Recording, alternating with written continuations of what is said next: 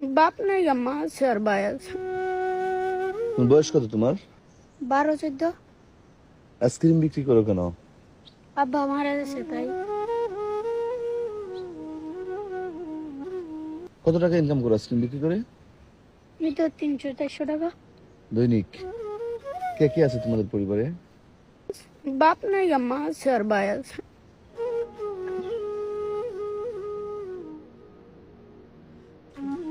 আচ্ছা, তোমার কি পড়াশোনা করতে ইচ্ছা করে না? করে। তোমার ভিউয়ার্স, এই বয়সে আইসক্রিম বিক্রি করে জীবিকা নির্বাহ করছে একটি ছেলে। আপনারা বুঝতে পারেন জীবনের কতটুকু সংগ্রামে এই বয়সে আইসক্রিম বিক্রি করতে হয় এবং সংসার চালাতে হয়।